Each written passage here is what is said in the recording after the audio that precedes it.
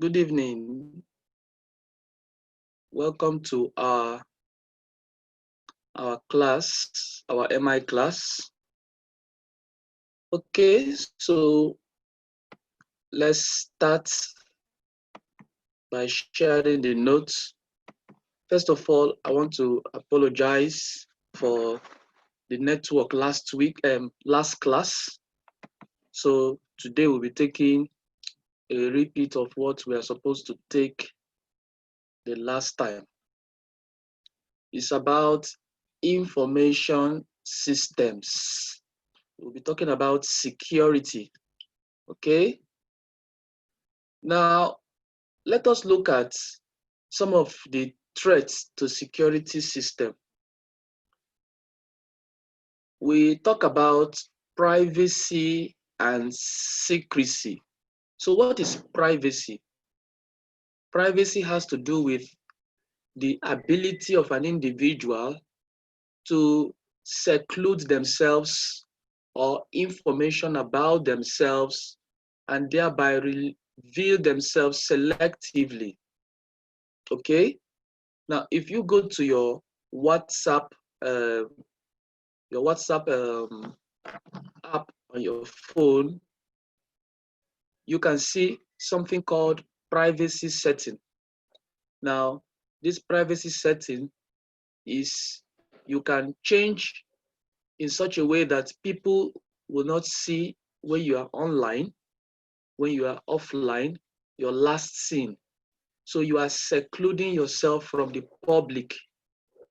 Okay, if you go to Facebook and you decide to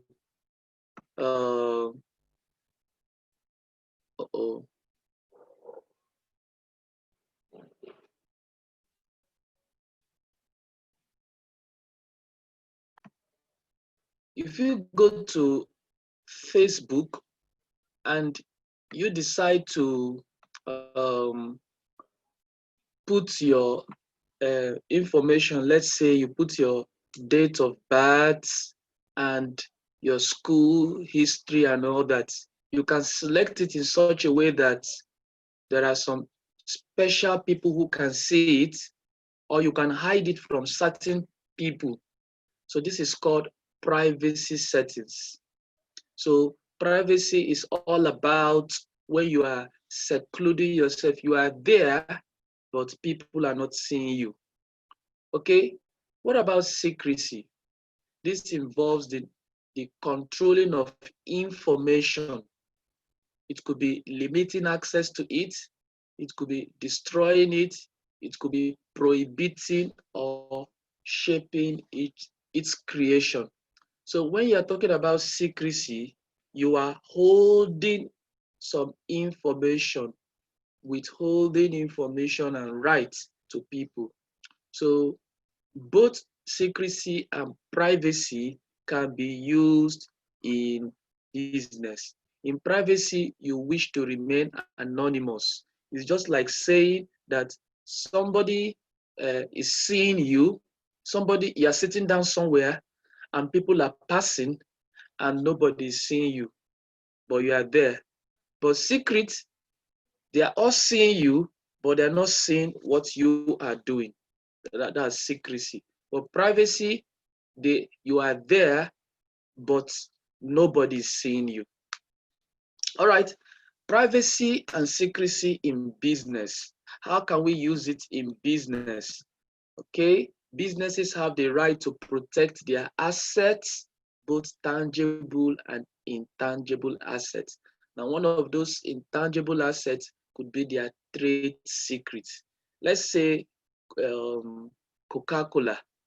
If you bring their what do they call it, their bottle or their crown cork to try to see all the ingredients that they use in making Coca-Cola, you're going to see just a few. And so they have held some back. So that's an example of secrecy. So you call it trade secret. So they have to hold back the major ingredients, the formula that they use in making Coca-Cola the way it is. So that's trade secrets. They have the right to withhold make it secret.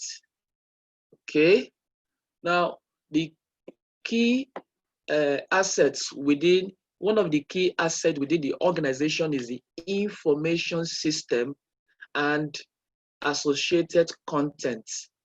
Information system and associated contents. And there are critical objectives in making this content secure. The first one is confidentiality.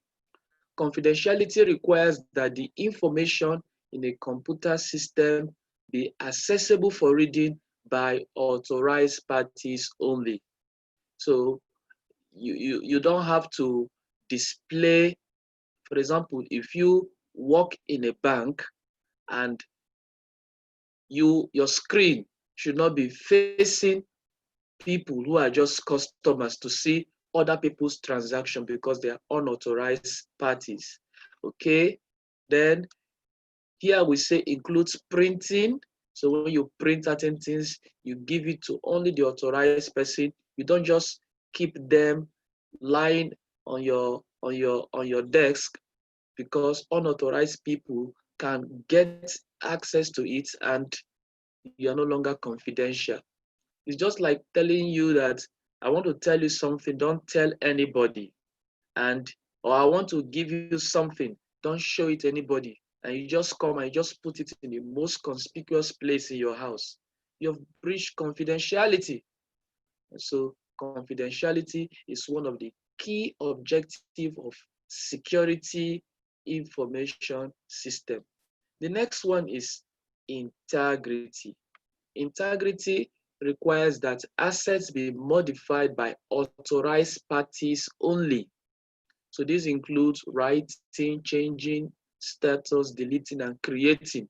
So maybe you have a personnel that is and such in your office. And let's say the person resigns. The person resigns.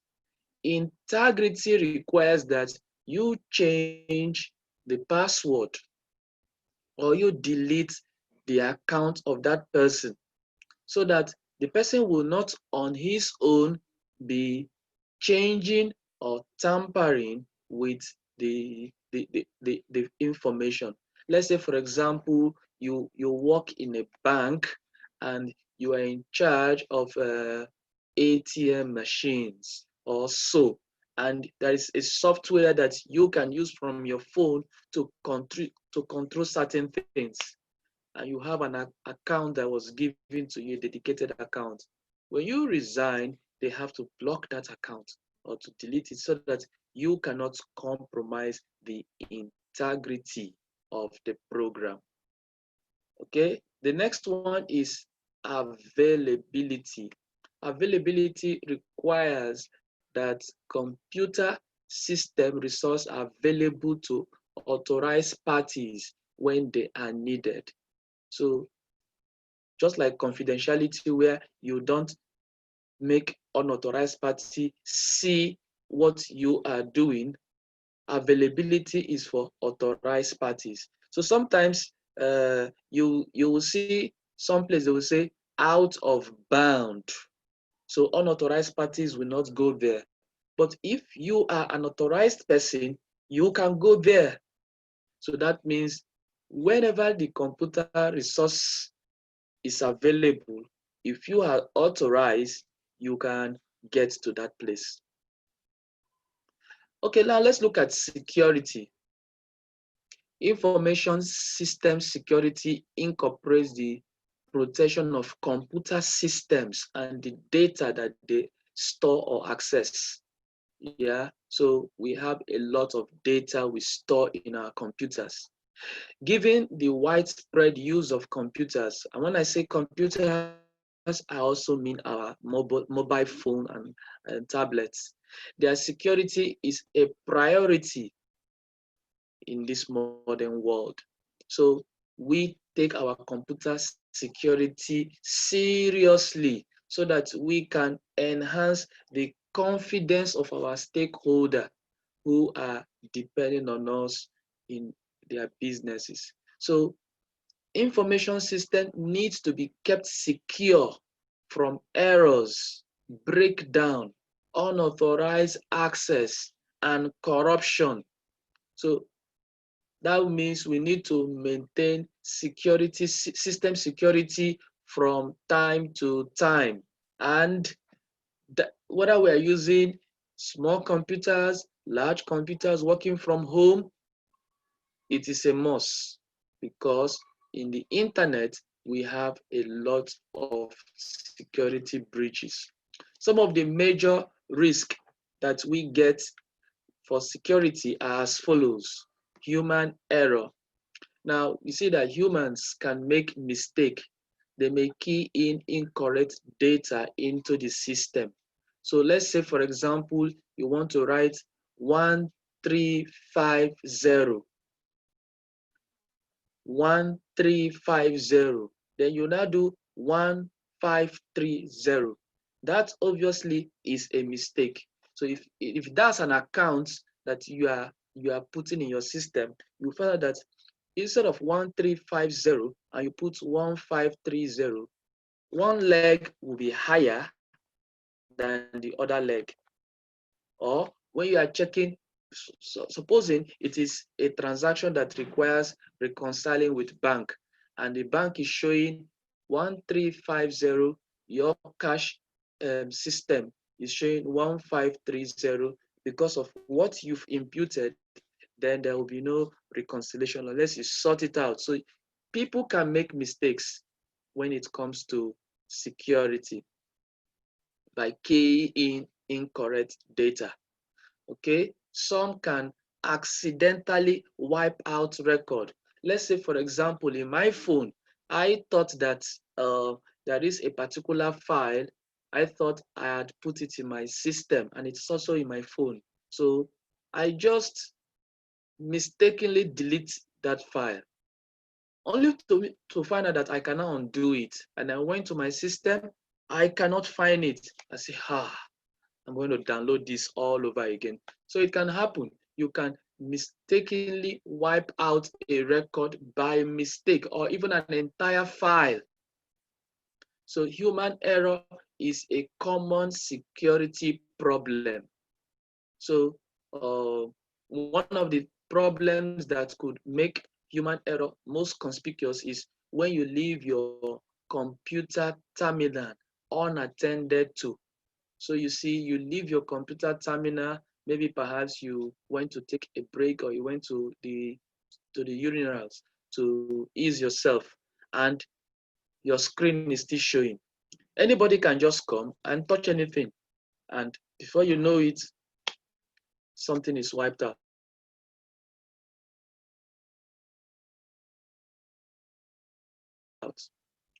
Technical error in the computer hardware or software option. Technical error. Your computer have a technical hardware error. So maybe you are entering an account, and before you know it, due to technical error, you couldn't even back up. You lost data, or it was corrupted. That's an example. Then we also have natural disaster. Natural disasters could be from flood, hurricane, maybe it's or your server in the office. Before you know it, heavy rain fell that night. The next day, the heavy rain destroyed your server. That is going to give you breach of security. It's going to give you loss of data, especially if you have no backup any other place except there.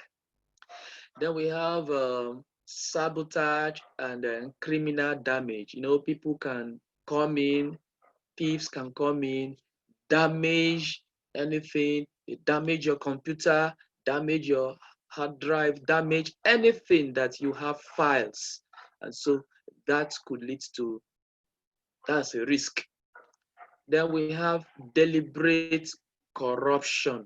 Now that has to do with hackers, virus. So when hackers gain access into your computer or your phone, they would deliberately change the system, change your password, expose you to different things that could delete some important software in your phone or in your computer. So that's deliberate corruption, both from hackers and from viruses. Then another one is a loss of key personnel with a specialist knowledge of, and there is only one person that has that special knowledge, and maybe that person maybe resigns. Uh-oh, student has gone out.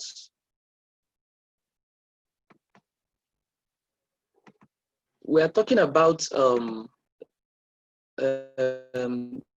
loss of key personnel.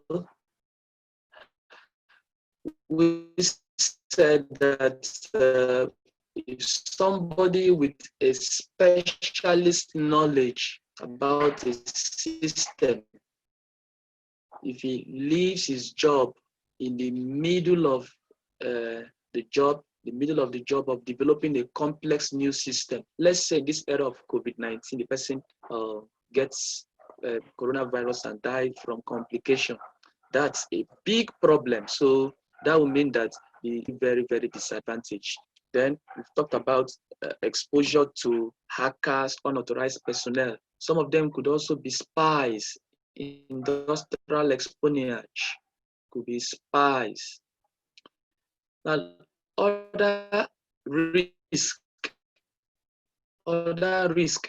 could also be recorded keystrokes and stolen password.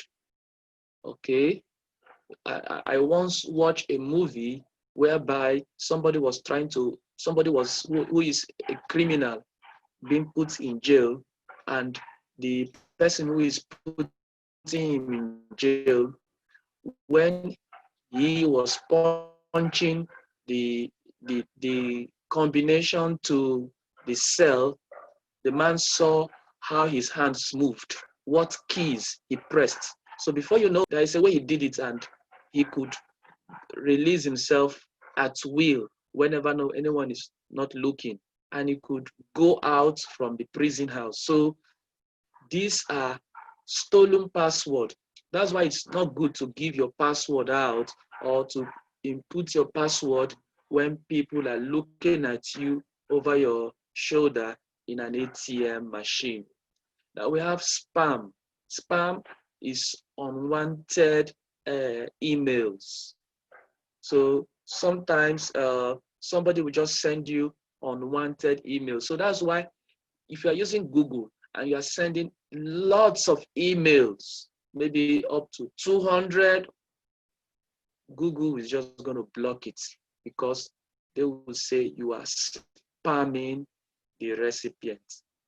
So unwanted email. So that's why your Google, you have spam and you have the normal one. So because some people will not want to be disturbed about the spam emails. Then there's what they call phishing. Phishing. Now, this phishing is attempt to conceal your activities. For example, let me give you an example now.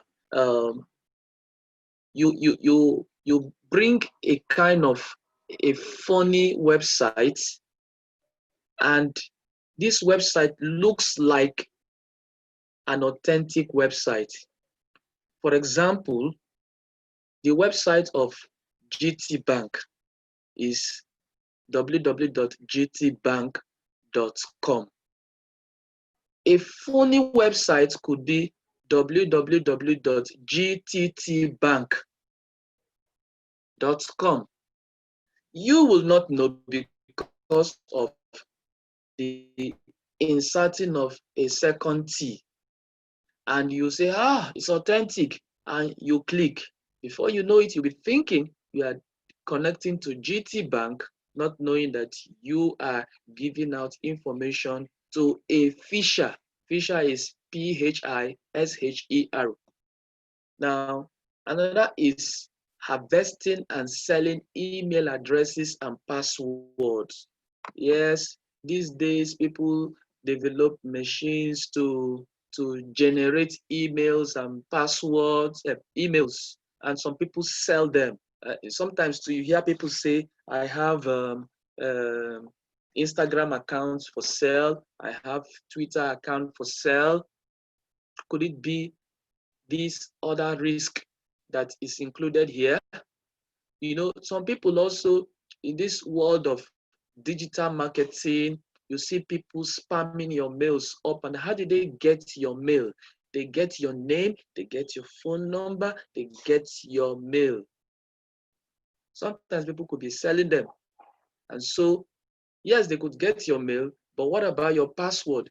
So you have to protect your password from being harvested and sold. So how do you protect your password from being harvested or sold?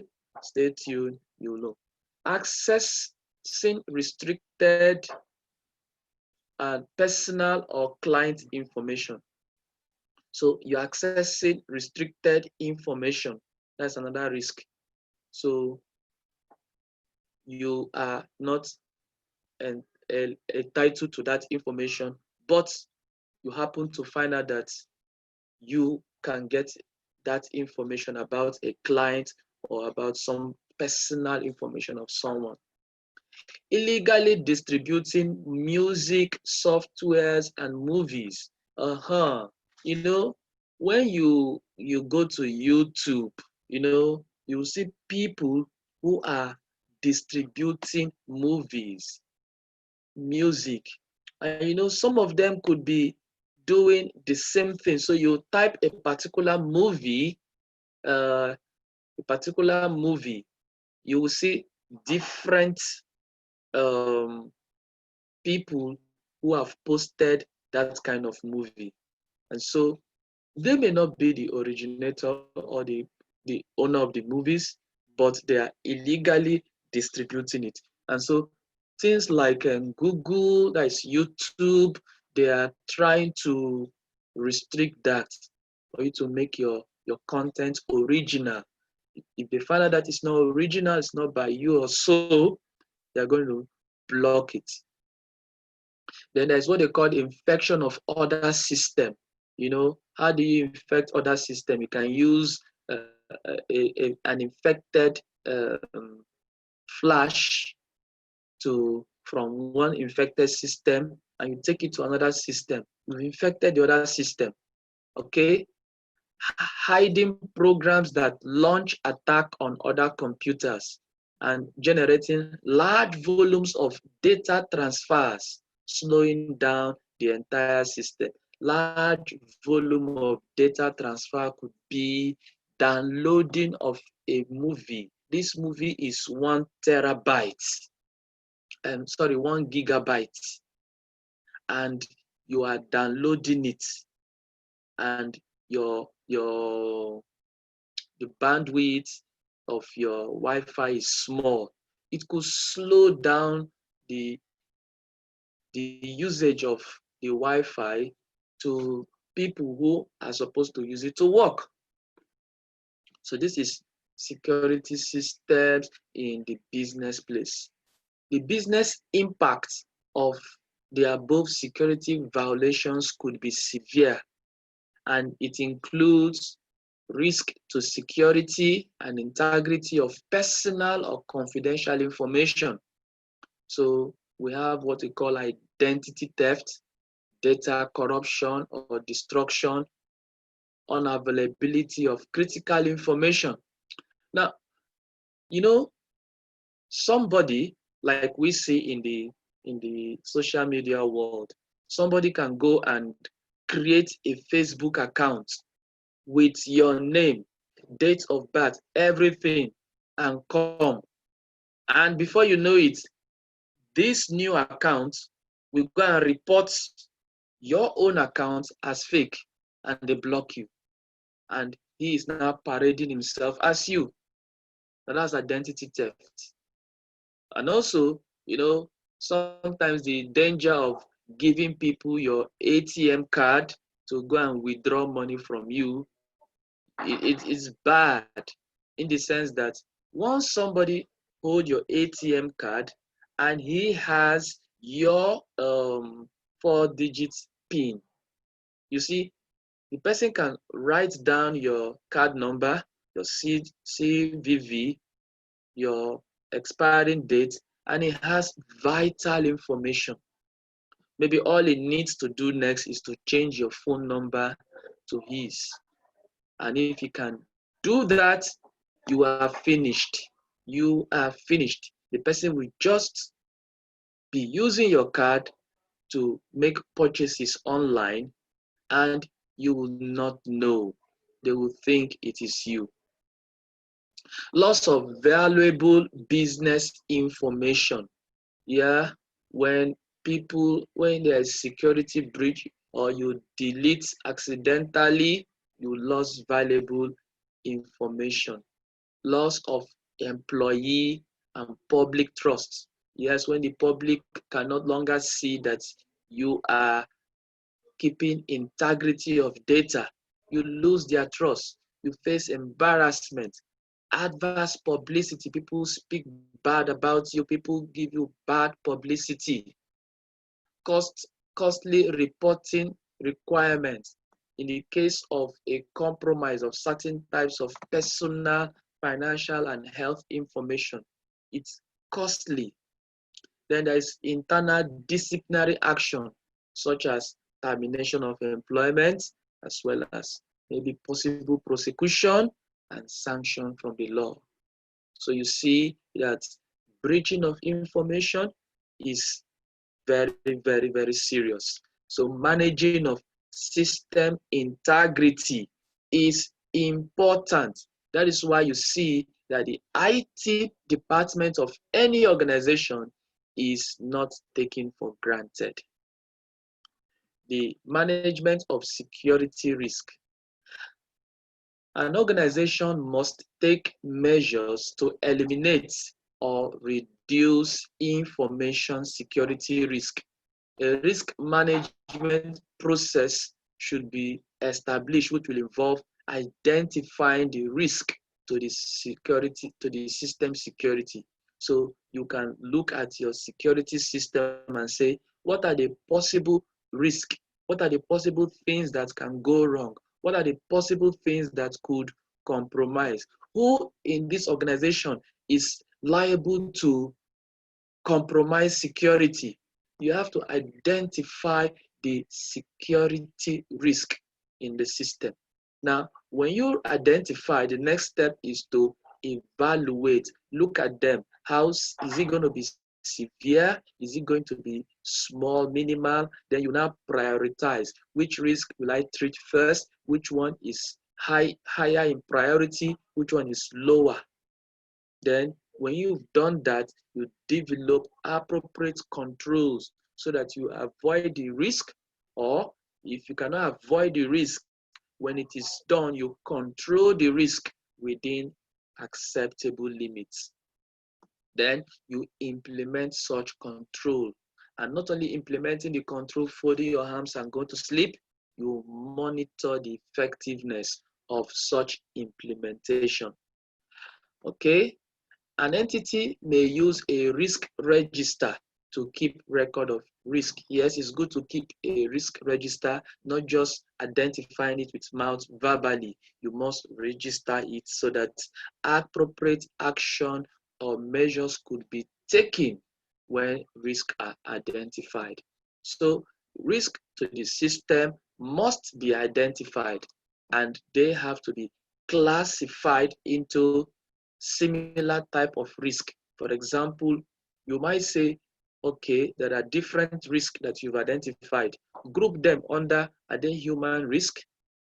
Could this risk I have identified be under technical risk? Could this one be under natural disaster risk, unauthorized access risk, and so on? Now, that's the first thing in doing management of security risk. Identify them, classify them. Then you are going to evaluate and prioritize. I've mentioned that. Then developing control. We said the risk that you can design controls that should help you to either avoid the risk entirely or reduce the probability that the risk will occur, or if the risk does occur, reduce the impact on the risk. Now let's talk about risk avoidance. Now, risk avoidance, it means avoid taking any chance of risk occurring. Okay, you try to avoid risk. For example, the risk of illegal hacking into the system from an internet can be avoided if your system is not connected to the internet. So most times, while a system has virus, is because it is exposed to the internet. And if there is internet, you are fishing in dangerous waters. And so if you want not to be eaten by the sharks, don't jump into the waters. That is it. If you want to avoid risk of hacking into your system, don't go to the internet. And that includes phone. That means don't subscribe. Just be using your phone for calls and for SMS. So that is risk avoidance. Okay? So it's just like business risk. If you want to avoid the risk, don't invest. So now we're talking about system risks. Don't go to the internet, don't use flash and all that. Risk avoidance measures are often fairly extreme and involve ceasing to carry out an activity.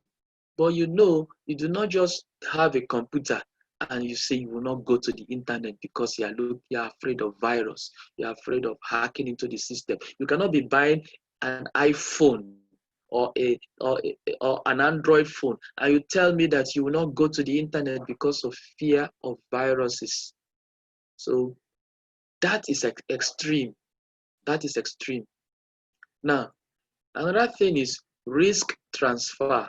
Each time I talk about risk transfer, I usually look at the insurance. Just like insurance company, you transfer your risk to them so that if anything happens to you, they take the risk.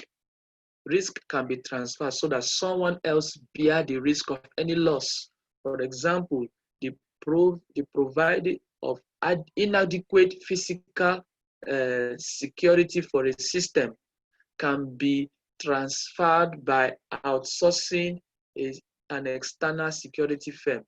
So you see, you want to protect your building from being attacked, physical accessing of the building.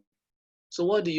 You transfer the risk, go and get security personnel, let them protect the building. If it means police guarding your building, if anything happens, you hold the people responsible for not doing their job.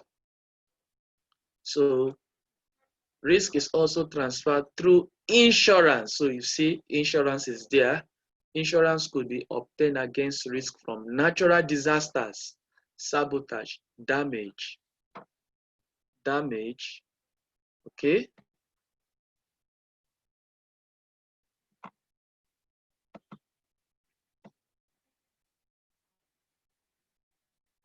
Okay. So we've been talking about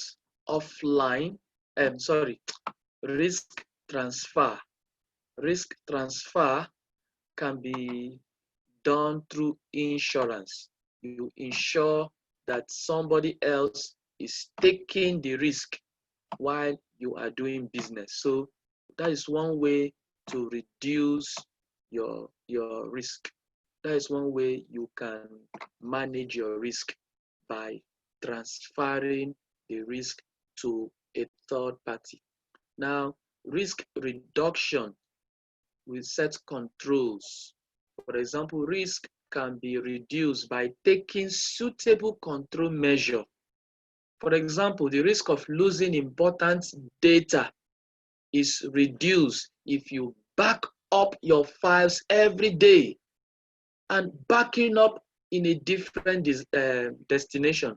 Okay, like yesterday I was trying to back up my official document on my computer where the information is. The system told me that we do not encourage this kind of thing because it is the same destination that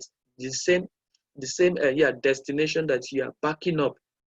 So I had to now bring my hard drive and back up first because I usually have backup in the hard drive and also same on the system. So anything could happen anywhere. I can come back and take the second copy. So you have to reduce your risk by backing up somewhere. You could have 2 or 3 backup.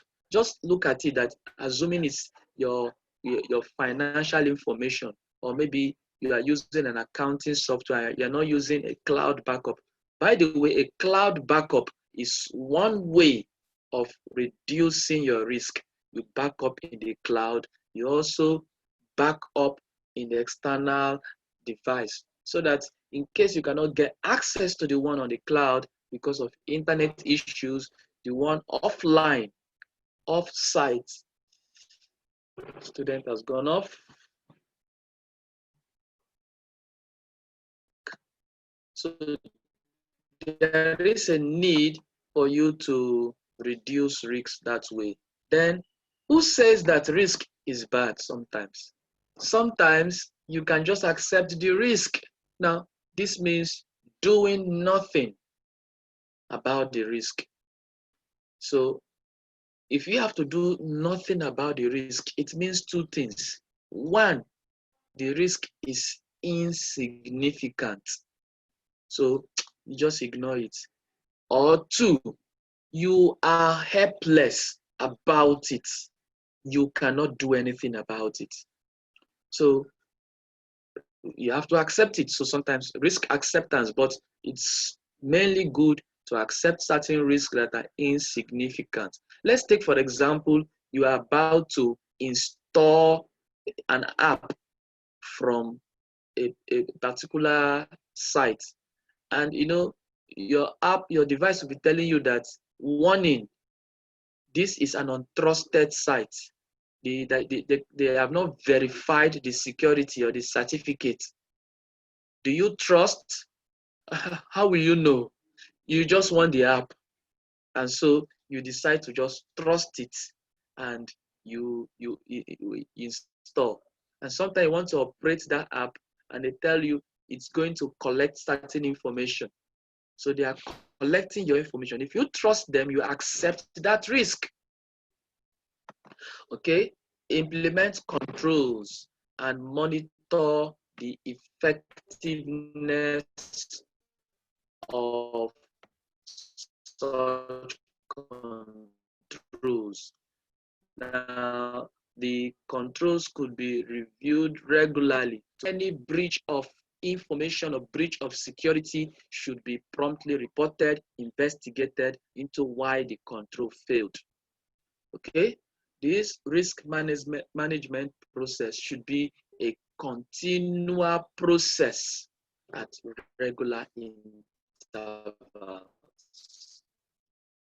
So we've seen some of those risks, how we can handle some risk, security risk. We have physical and logical access control. What does it mean? When designing a risk management system to deal with computer risk, it may be useful to think of the controls of the system that it is consisting of 2 layers of control. The first one is physical control, and the second one is logical control. What are physical controls? These are physical measures to protect the computer system from getting security breaches. For example, putting a lock into the security room. Perhaps nobody has the key except authorized personnel. Or maybe perhaps putting a physical lock, all right? And keeping the room locked when there are no authorized staff in the room. Putting a burglary proof to deter people from breaking into the room. Also putting window blinds so that people will not see you when you are using the system, so that they can steal certain information over your back. And so that will mean that if you are sitting behind a window, your window should be in such a way that outsiders could not see you inside. Otherwise, they could see your system. And so if you are sitting facing the window, people at your back could also be seeing what is involved. Now, what are logical controls? Now, logical controls has to do with software such as password and encryption software and software firewalls. So protection against physical disaster. Computer systems are vulnerable to physical disasters. We said that it could be exposed to fire, to flood, to burglary. So risk control measures might include locating hardware in places that is not prone to flood. So that will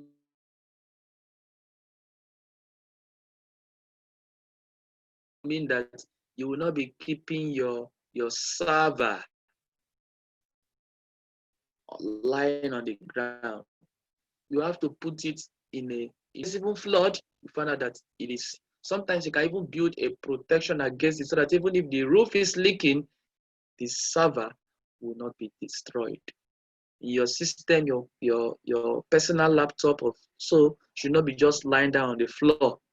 So there will be a risk of people matching it or so.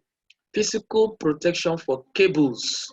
Cables too are important. So you see in some offices, cables are not lying fallow. They have to build a path where the cable will flow until they get to the system. That's fine. Then there's what they call the backup power generator. Sometimes some people use solar systems, some people use inverter, so that you prevent loss of power. So that when you are doing something, you don't want your internet or your system to go off and data may be compromised. So you use those backup systems. Then we can also install smoke detectors, fire alarms, so that when fire is nearby, it could ring off an alarm, take steps to do that. You can also obtain insurance cover in the event of fire or flooding. But the insurance will also want to know whether you were negligent. So you don't have to be negligent. So after taking all this precaution, go and get an insurance. Okay. Then let's look at protection against fraud and theft. It is very, very important. Computer systems are often at the risk of fraud and theft. And so there are two approaches to managing this risk. Risk prevention. So how do you prevent? You design controls for the system that reduce the likelihood of the risk occurring. Then you detect risk. If the risk eventually occur, it will identify it. We're going to talk about them. The risk is greatest for system that processes financial data, such as accounting system and bank system, especially banking system. If you have a way to break into a bank and withdraw their money, any criminal who can do that is rich. And so people will try to, that is why the banking system will have to be fortified, because people put their money there. So this institution must have good security system. Otherwise, the next day, everybody will remove their money. All right. Now, measures that can be, okay, we can also have unauthorized users of the system.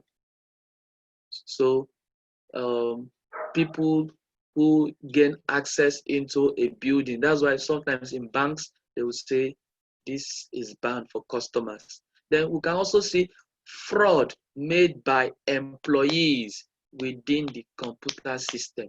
So how do you measure, prevent the employees getting, prevent employees from committing that fraud, and identifying when an employee has committed a fraud?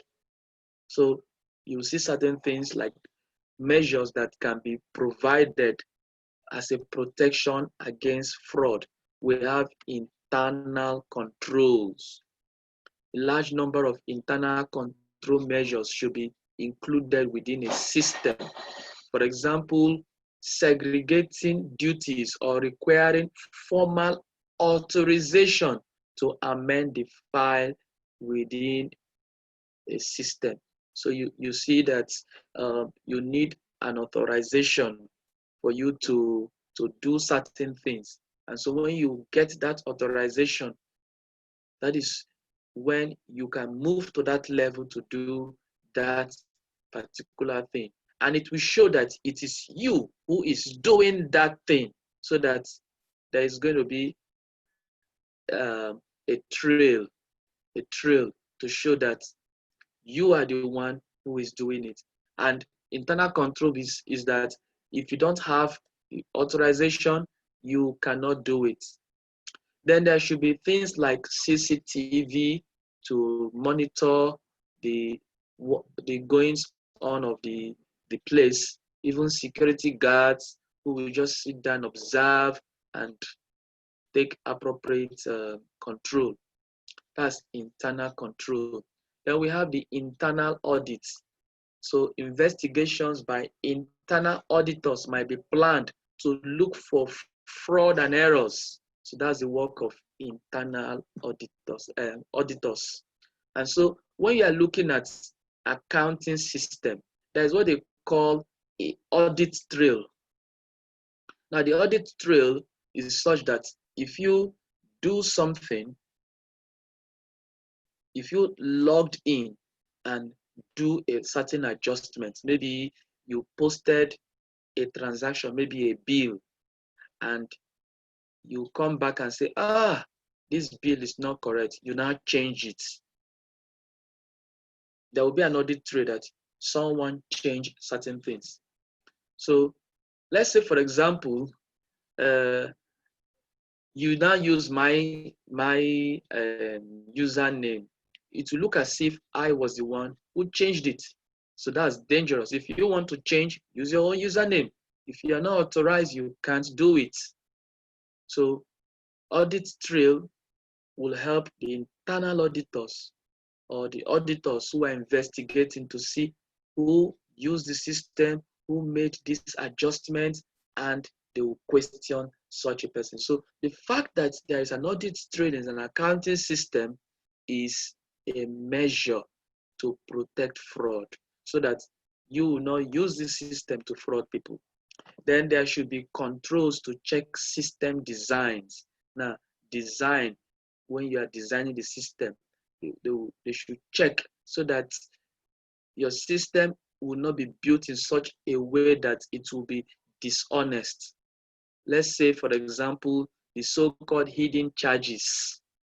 Hidden charges. On the surface, you are telling the people that you are charging 10 naira. Okay, let's say you sent 10,000 naira. Just a moment, please.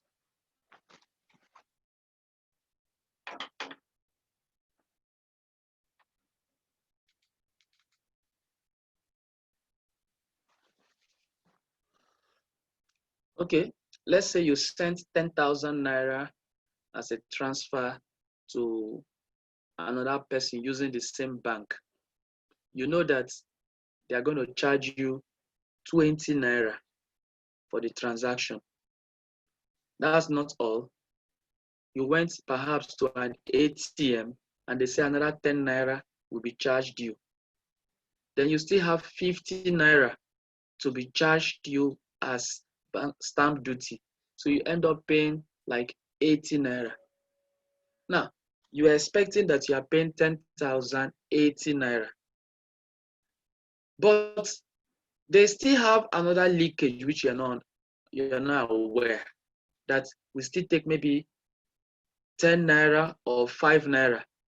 It may seem very insignificant that 5 naira or even 1 naira is going out and you don't understand, you just overlook it. But look at millions of banks, millions of transactions occurring, and the system is collecting one naira. 1 naira to 1 million people is 1 million naira a day. Security leakage. So your system should be controls to be checked to see whether there are dishonest system that could be fraudulent. Then there should be care in the recruitment and selection and training of staff who use or operate computer system. So they should be carefully selected. There's what they call digital certificates, digital signatures. These are provided by e-commerce organization to ensure the identity of the person entering a system over the internet. So that's what they call digital certificate or signature. This, when you go deep into the IT world, you will know what these things means. Now, other measures to provide protection against fraud and theft, and also against the more general risk of unauthorized access to data, include password and encryption. Now, let's talk about some of these. Protection against hacking. Hacking, computer hacking, is the accessing of a computer system without authorization. Okay? You know, people will tell you, go and learn ethical hacking. Now, that is hacking or gaining access to somebody's computer with authorization. Let's say, for example, you have problem using in your system. I can be here and access your system and solve your problem for you. But what do I need? Let's say, for example, you are using what they call TeamViewer. Yes, TeamViewer. And I also use that TeamViewer because that's one thing that also people use in ethical hacking or gaining access into people's computer. You will log in and tell me your ID. I will log in and I will be operating on your system. Now your system has to be on for me to do that. Your system has to be connected into the internet. Now, but sometimes some people can get access into your system without authority from you. Your system might even be open, your system might not be connected to the internet. They have access and they are remotely using your system without authorization. That is computer hacking. How did you get yourself in that situation? What did you do? And how can you protect yourself against system hacking or to detect when a hacker has gained unauthorized access into your system? The fight is always on, but here are certain things you can do to prevent hacking. First one is security. Physical security measures should prevent unauthorized access to computer terminals. So we'll be talking about physical measures. So this thing should be ringing into your head every time you're talking about security. You should be using physical measures to prevent human error, to prevent unauthorized access to certain things that you have no authority to do. Then we have the use of passwords. We will talk more about how you can use password because a lot of us, we use password in our emails, in our Facebook. We have, when I also say password too, I also include PIN. PIN is also part of password. Also the pattern drawing. So all these ones are included, but the main one is password. We use password in a lot of things. Then encryption of data. We talk about it. We talked about audit trails so that transaction can be traced through the system when hacking is suspected. So if somebody is hacking a particular banking system, the IP address of that system will show. So with that IP address, they can trace the location where that hacker is. It's just like now somebody takes your phone and you have the trail of your phone, and as the person is taking your phone different places, there's a tracker. So that is what the audit trail is doing. Then network logs, whereby network servers record attempts to gain access into the system. So when you put in www.zoom.us, the network logs is recording that your system, your IP address is gaining access into the system. That's network logs. That's network logs. Sometimes in your phone, you need to clear some of these things because they are building up. So sometimes you hear they'll say clear cache. It's just that network logs. Now there's what they call firewalls. Firewalls has to do with viruses and other. We'll talk about viruses and others. Let's take a look at passwords now. Password is very important because as an ICANN student, you also have password to your personal data. As a person, you have password to your sequence of characters that must be presented to a computer system before access can be given to any part of that system. So it's sequence of character, sequence. So when they say sequence, it must follow that order. It must be exact. Access to computer system is only permitted if the user enter the correct password. For example, if I tell you that my password is forever, you may not know if it is the letter 4 and EVA. You may not know if it is the correct spelling, forever, FOREVER. You may not know if they are all in capital letters, if they are all in small letters. You may not know if I say it's 4, letter 4, and the ever is correct. Maybe it could be FOUR,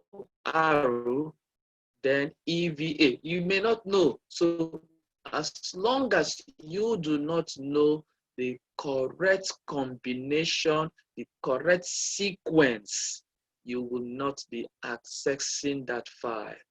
So to gain access to the system, it may be necessary to impute both a username for that person and a password. Not just a password, but a username to show that it is so and so person that used that system. For example, a manager wanting to access his email from a remote location, they need to input his username and a password. However, password systems are not usually as secure as they ought to be, mainly because of human error. What are some of the human error that comes with password? Because users usually give their password to other individuals who are not authorized to access the system. For example, you have a problem with your Facebook and you just give somebody your password. Or you say, please, can you help me post something give me my password. Or you give somebody your ATM card and you give the person your PIN. That's the problem. We give out our passwords. Then we are also using predictable choice of password that can help a hacker to guess by trial and error. So when a hacker looks at you, the hacker will just look at you and say, okay, what are some of the things I can tell about you? Okay, I know your phone number, I know your date of birth, I know your father's name, I know your mother's name, I know your child's name. So these are likely things people use as their password because they say, I don't want to forget. I keep changing Facebook account. I keep changing this. I don't want to forget. So they will just use their maybe their native name as password. Some will just come and use their father's name, use their mother's name, their child's name. Some people will just even use this year, 2020. Some will just use their phone number. So some will just put 111, easy for hackers to just look and remember. So it is because we use predictable passwords that we get hacked. Now sometimes passwords are written down so that you will not forget. If you write your password and it is seen by someone, then you will be facing problem of unauthorized access. And sometimes you may need to give your password. Yes, you may need to give your password, maybe to somebody authorized, but it is good to change your password afterwards. Like me, sometimes, if I don't want to discontinue my password, if I want to give my password, maybe my Gmail account or my Facebook account, first of all, I may go and change. I would determine who I want to give the password to. Then I might change the password perhaps to the person's name. So after we finish using it, I'll later change it back to my password. The person will already know that I would have changed it, because it would be so strange that my password is your name and you want to do something for me. You just know that it's either I have changed it before I gave it to you, and I'm going to change it right back after you've done.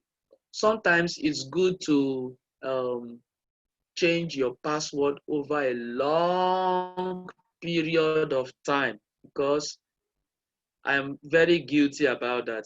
I use one password for even 1 year, 2 years. But if you go to the banking world, maybe once a month they change password, or maybe every two weeks or every week. So you keep getting a new password every week. So you should design a way to remember your password. So the system will even prompt you to change your password. So what some people usually do is they will use the same password, but they will be adding 1, 2, 3, 4, like that. So it is also predictable. So let's look at password controls. How can we control our password? A system of password control should operate more successfully if certain control measures are taken. For example, passwords should be changed regularly, frequently, and employees should be continuously reminded to change passwords. So in the bank, the system already will just prompt you to change. You might just come in on a Monday morning, or like today being 1st of July, they might just go to the bank, and the first thing you log your system, they'll tell you, change your password. What will you do? So you'll be thinking, each time you want to go and you go home and you come back the next day, you'll be thinking that there's a possibility that you'll be asked to change your password. And you know, there is a feature in passwords whereby if you forget your password, you can retrieve it. So what's the need for you to use non-complicated password? Use a complicated password you can remember, and if you cannot remember, system will prompt you. All right. Users should be required to use passwords that are not easy to guess. So don't go and use 222, 333, 444, or don't go and use your name, Kehinde Deba. Wrong. For example, an organization might require its employees to use passwords that are at least 8 digits. That is the recommended minimum of 8 digits, and includes a mixture of letters and numbers. So there are some systems that as you are trying to choose a password, there is a tick they will tell you the rules. And when you meet up that rule, that's requirement, it ticks it good for you. For example, they will tell you you must have at least 8 characters. It must be at least having one uppercase letter. It must have at least one lowercase letters. It must have at least one number symbol. So I usually tell people that, okay, one of the best ways is that although it is not too good, but at least it is better than using what people can guess easily. So sometimes I can just ask, what's your favorite, if you're a Christian, what's your favorite scripture? Let's say you say Genesis 1 verse 1. So I will just put the capital G. Then the rest is small letters. But I can decide to say, okay, people can guess that. I can decide to make all the S, the 2 S in Genesis, to be big capital letters and the rest small letters. Then there is 1, then the verse I put a colon, verse 1. So that way you have met the requirement. So the moment you put a lowercase letter, it ticks that one good. The moment you put an uppercase letter, that one is ticked good. The moment it is of 8 characters in length, that one is ticked good. When you put a number, it's ticked good. Then if you have a symbol. So you should have a password that is not easily guessed. People cannot guess it, but it is easy to remember. So sometimes you just ask yourself a particular question that you will be linking to your password. Sometimes that's why they give password hints in password. So in case you put a wrong password, it will just bring you the hints. The hints could not be, it may be a question you ask yourself. It may just be a sentence that will make you remember the password. But that sentence there may be meaningless to somebody. May be meaningless to somebody. And come to think of it, don't go and put your name by writing it backwards as your password. Hackers easily can do that. Write your name backward and put it as a password. No, hackers can do that. Security systems can detect. That is what is called I forgot the name. Is it anagram? Yeah. All right. A security culture should be developed within the organization so that the users, staff are aware of security risk and take suitable precaution. Now let's go to encryption. What is encryption? Encryption involves the coding of data in a form that is not understandable to a casual reader. Then the data can be encrypted or converted into a coded language, which is called an encryption key. Okay. I once did something to mimic this encryption. when I was in secondary school, when I was learning English language and the use of the diphthong sounds and this. So each time I look at a word, I try to transcribe it using the phonetic symbol. So I try learning it. So I and my brother, we learned it. And so we can decide to write to each other using that style, that kind of style. And it can be left lying low, lying around. Anybody looks at it will just not understand. But if you look at it and you understand the phonetic symbol, you look at it and you can decode what you are what I've written. Or you write in shorthand and you give to, like in those days, people will write in shorthand. The typist will detect notes on shorthand. And when they detect it in shorthand, they will go back and transcribe it into the longhand and then type it. So that's a form of encoding. So you're using a language that you don't understand. Sometimes we say that when we get prescription from the doctors, we look at the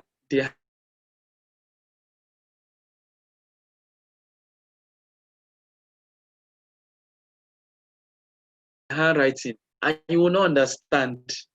I'll be wondering, is it that they train the doctors to be writing badly? It's a kind of encryption.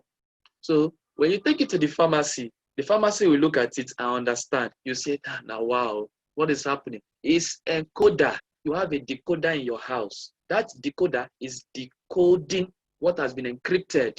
Okay, even look at your computer. Your computer is, when you type on your keyboard is human language.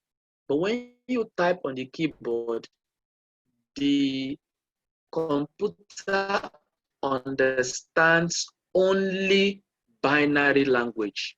And so in your keyboard, as you are typing A, B, C, D, the keyboard is encrypting it into binary for the computer. The computer is doing that so that it's doing that internally so that it will work well in its system.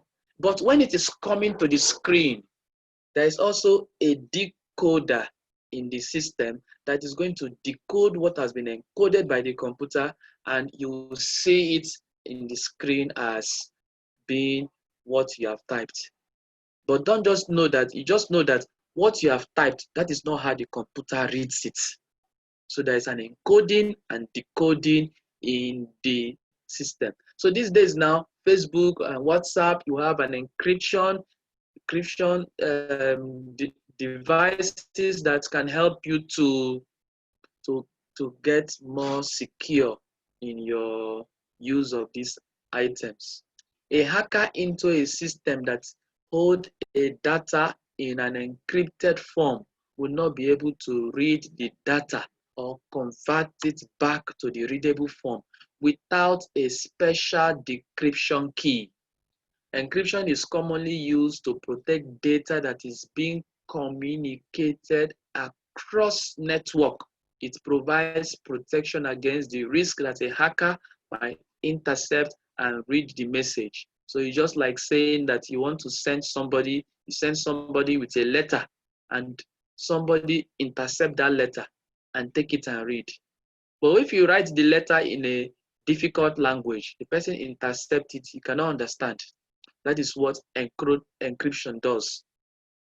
So a widely used example of encryption is for sending an individual bank detail via the internet. So sometimes when you send bank details to the internet, they will ask you to put the maybe 4 last digits of your ATM. Or when you go to a website to buy certain items and you want to submit your credit card. Now, as you are typing those sensitive details, it is encrypting it such that as you type maybe 1, 2, 3. It is showing on the screen as XXX. So it has encrypted. Okay, so that is one way. Then we talk about firewalls. Firewalls are either software or hardware devices between the user's computer and the computer modem. Both computer might have both the user computer and the modem. Now, what is the purpose of firewalls?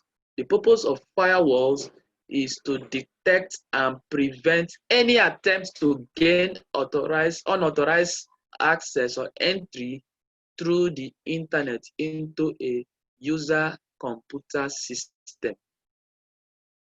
Now, what will a firewall do? A firewall will block suspicious messages from the internet and prevent them from entering the user's computer. For example, when you are being spammed, Gmail will just block it that you're spamming people. That's firewalls. So they have a limited number of emails you can send at a time. And when you exceed that, it is blocking it because it's spam. Also may provide an message so that the user is aware of the existence of the messages. It happens to me severally. Now, in spite of the preventive measures that are taken, there is a very high risk that computers attached to the internet will suffer from unauthorized access. Organization would be well advised to carry out regular tests on its computer to search for those items that have been introduced without authority and get rid of them. Okay, for example, there was a time that the internet service provider complained that some of our systems are downloading certain illegal websites. Maybe somebody is going to watch certain illegal movies and all that. And so they began a search as to which system could be doing that. So all the system engineer have to do was he came into the system and check all the apps that are in the system, which one of them was introduced, what did they call it, recently, which one of them was downloaded recently. So they deleted some of these apps. And when some of those apps were deleted and certain things were done, the rate of consumption reduced, and that thing that they were complaining was automatically stopped. So firewalls, preventions can help you to, organizations could be helped to carry out such regular check. Firewalls can be purchased from suppliers. Some software is provided with inbuilt firewall system. Yes, and you can download some of them for free. So there's no excuse for a computer user with internet access not to have a firewall. You know, some people want to breach firewalls. You know, sometimes when you purchase some application, maybe you purchase some application that is not authorized. Let's say it's a cracked version. They will tell you to disable firewall for a moment and don't go to the internet so that you won't be detected. That's fine. But you know, once you have disabled your firewall, you have a plenty chance of getting some of those viruses that affect computer. So it is also good for you to get firewalls to block certain things. But one disadvantage of firewalls is that it will see some of your good application as virus and it will destroy them.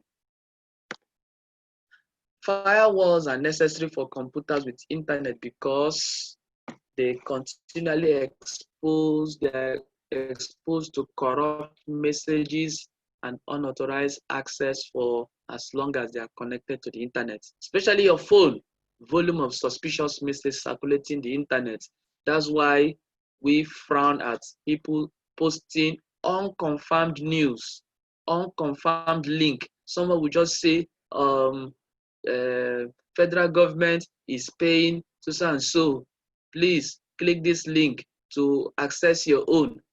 That is an automatic removal because you are sending suspicious message, and if people click, they may be exposing themselves to phishers and to hackers. So because you use the internet, you are exposed to all of this, and it is good to get a firewall to block some of these things.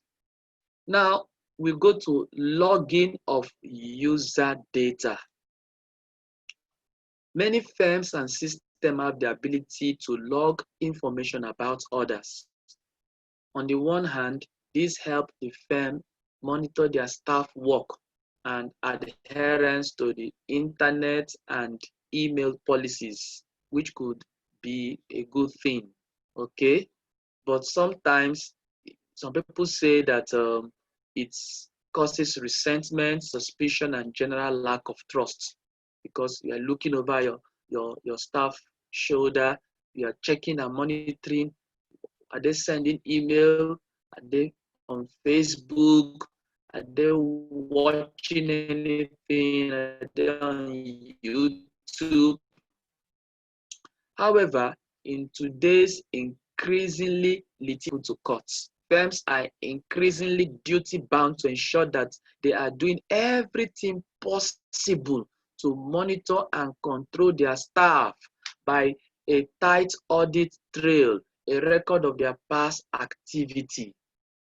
So this could be referred to in a legal defense. So companies now will be trailing what you are using the company's data to do. Are you using it to watch so and so? What are you using it? So you see, you may be thinking that your office has unlimited Wi-Fi for work. Yes, but funny thing, you may be visiting some sites, you may be using office hours to do certain things, and that could compromise the position of your company. So some people, some office, they disable certain social media and other access from their company's internet system and from their computer system. So you may just have to use your phone, and you may not even need to connect, even if you connect to the internet using your phone. So now they will not trace it to your phone. All right. Let's look at the illustration of logging of user data. Okay. Logs are typically either event-oriented or keystroke recorder. Examples of important information that could be recorded in a typical office environment whilst a user is logged in include internet sites visited. Okay, so all the sites you visit, it could be there, logged in. But you know what some people do when they visit some sites in a cafe? They now clear all the site visited within 1 hour and all that. Log in and log out times to calculate work hours. So you know you are trying to do accounting work. The time you logged in, the time you stayed logged in, and the time you stayed logged out could be calculated to see how long you spent in the workplace. Emails sent and received, the logs of emails sent and received. Idle time. So even though you are logged in, how long did you stay without doing anything? Which programs have been accessed?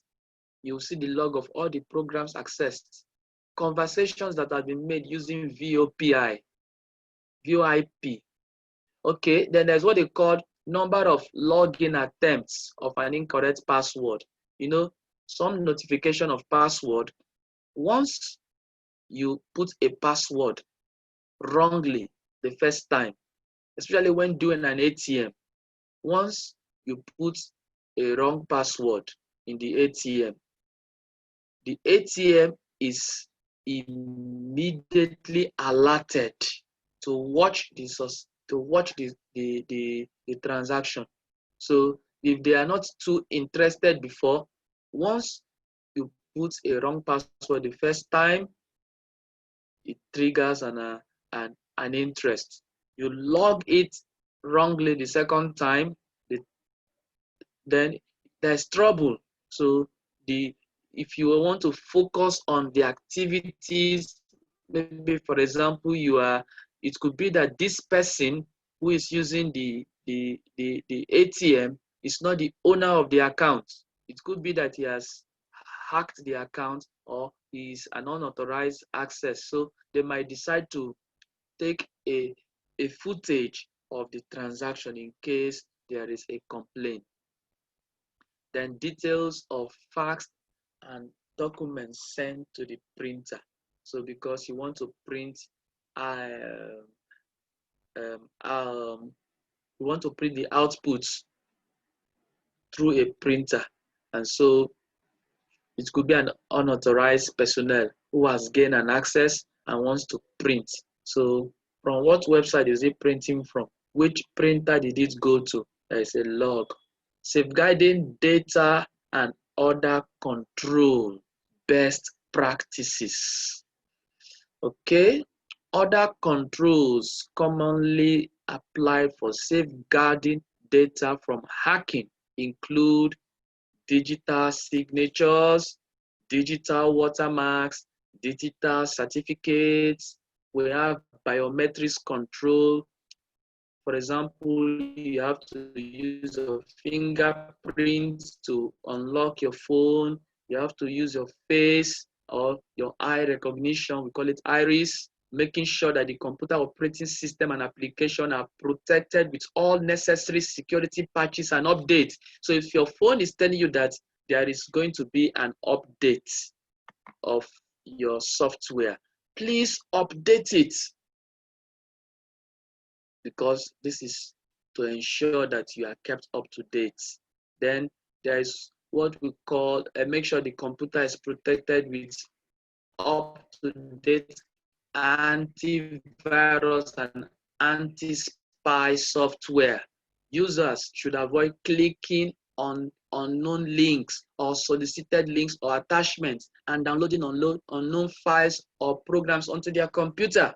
That's why you see FCA. Once you put in a suspicious link, we remove the person without recourse, because the person could be inadvertently promoting a phishing website. Avoid sending information via standard unencrypted Wi-Fi, especially easy for hackers to intercept.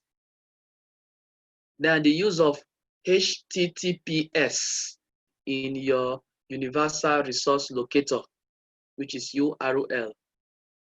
HTTPS means I've forgotten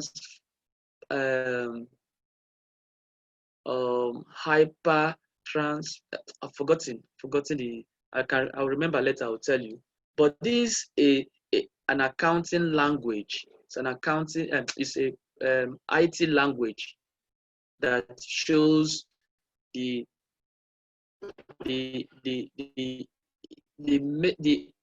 address of the website that you are going.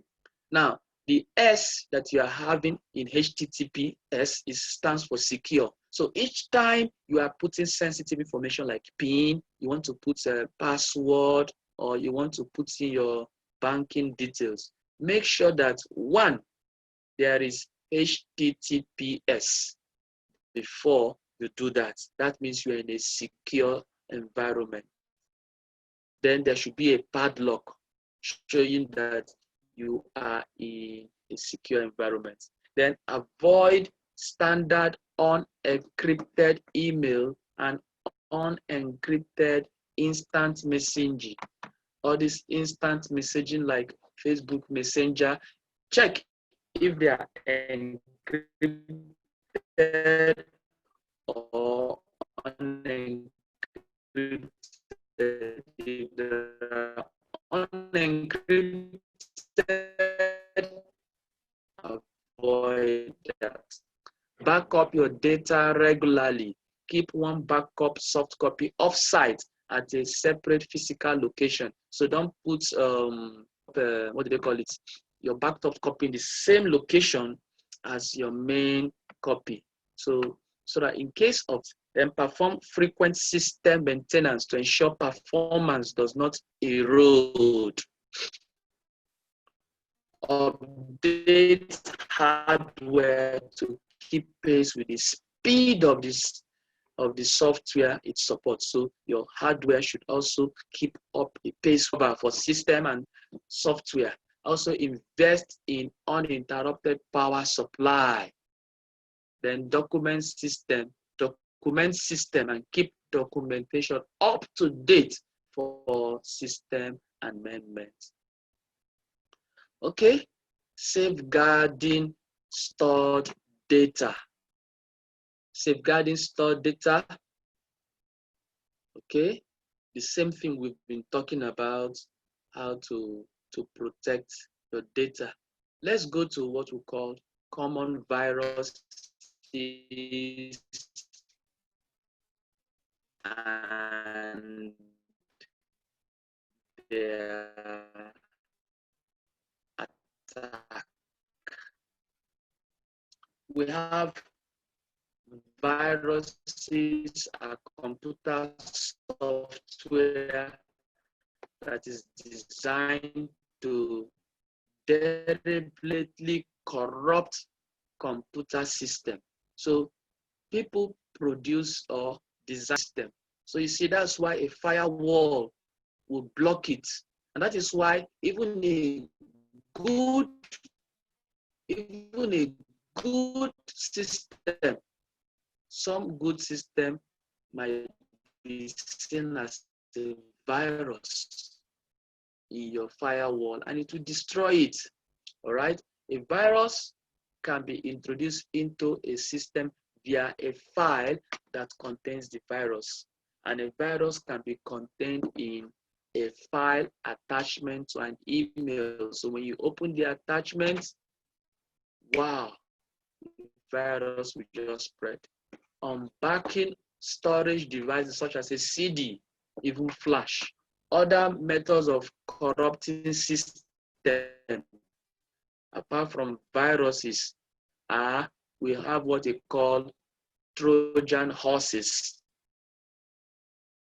A Trojan horse is a type of virus that disguises itself, often hidden within other software or files. So the user will think that the system is carrying one program, but the Trojan horse is carrying out another program. There's another one called the worms. It corrupts data that by replicating itself within the system and move from one file to another. We have trapdoors, we have logic bombs, we have time bombs, and denial of service. So all these are part of the problems. Now, it is good that you know that viruses are written with malicious intent, but people spread them unwittingly. So it is good for you to know that new viruses too are written continually.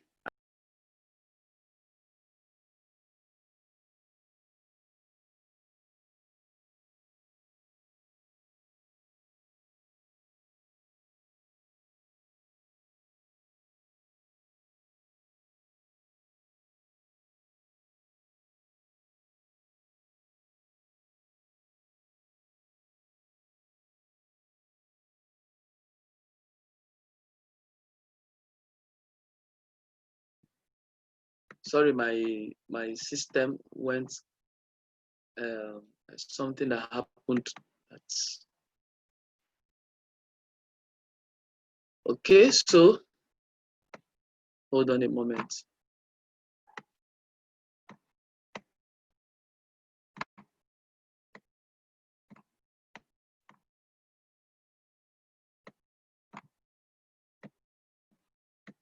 All right.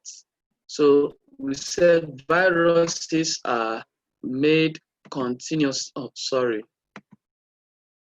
New viruses are being continually written, and some software producers specialize in providing antivirus, which could be used to fight viruses. So what are antivirus? What are they designed to do? They are designed to detect virus in a file. They are detected to report viruses to the computer user. So you see a log explaining the viruses that, or yeah, the viruses that you may have encountered. Oh, student have gone off again.